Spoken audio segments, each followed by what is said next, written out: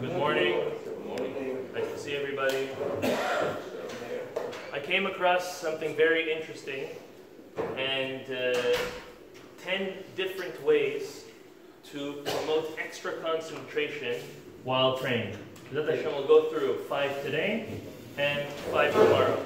We're definitely speaking specifically about the Amidah, the silent prayer, but this concept could apply to the whole prayer at large. I'll rattle off first the first 5 and then explain them each one. First being Torah, next is Chidush, renewal, Tzorech, a need, Lashon, terminology, and Noah, moving around. So listen to each and every one. The first one, when it comes to Torah, the person that learns Torah is able to connect to HaKadosh Baruch Hu in a greater way, as all of us definitely understand that when we learn Torah, we connect to HaKadosh Baruch Hu. We always say, and I'll always repeat it, and you'll always hear me repeat it, that the Rogachover, obviously Sephardi, right? No. The Rogachover said that when a person prays, they're speaking to God. And when a person learns Torah, God speaks to them. So, like every communication, if there's only a one-way communication, it could happen, but it's very hard. A very healthy communication is when both sides of the relationship communicate to one another. So we do our part when we pray to HaKadosh Baruch Hu by communicating, but if we want to hear back from God, so then we should learn His Torah. When we connect to God through learning Torah, He's actually communicating to us, and that helps us in our kavanah, in our concentration, because then we are able to understand God better. We're able to understand His way of operation, everything about Him in a much better way. And then we're speaking to a more real power, rather than just everything that everyone tells us, pray to God, pray to God, pray to God. No, now we understand who God is in a much greater way, His infinite wisdom, and everything else that comes around. So that's the first one, Torah. The next is Chidush. Chidush is obvious, and this is something that whenever we pray, we should always try to renew something about our prayer. If it's renewing a different request, renewing a way we say it, changing it and renewing it. And very often in a couple of the blessings in the Amidah, we see that there are special little paragraphs in some of the Sidurim, which are extra yiratzons, extra additions to the prayer. And the point of this is sometimes to connect when a person has a sick one in the individual, in the family, or special for parnasah, special for strength. Right? There's many different ones in the middle of the Amidah. That all adds to the Chidush, to renewing and making it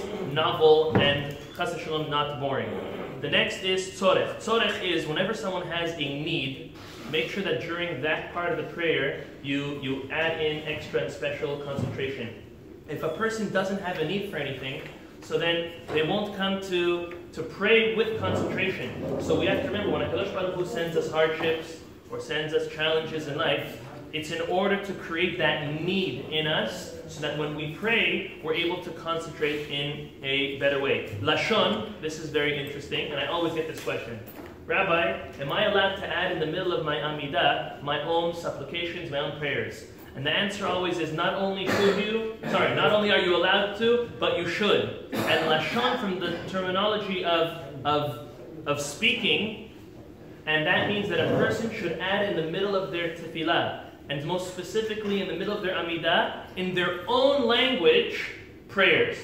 Meaning, when we come to the prayer of Atah Chonen Ladam Dat, you can stop before Baruch Atah Hashem Elokeinu Chonen Adat, and you're allowed to stop and ask Hashem specifically.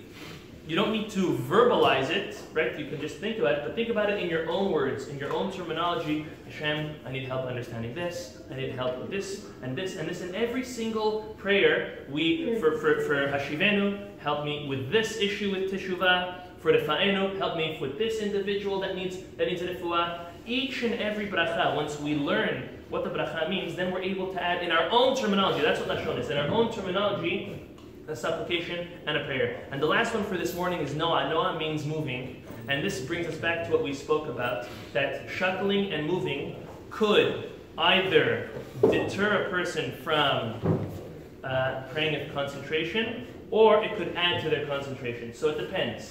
If a person, when they move around, it takes away from their concentration, so that causes to a lack of concentration, don't do it. But if it adds to their concentration, then it rather do it even in the middle of the Amidah, and then a person, no, we're not talking about walking around, we're talking about shuckling, and then one would definitely be allowed to do so. So these are the first 5. Tomorrow we'll speak about another 5 that will promote extra concentration during our tefillah.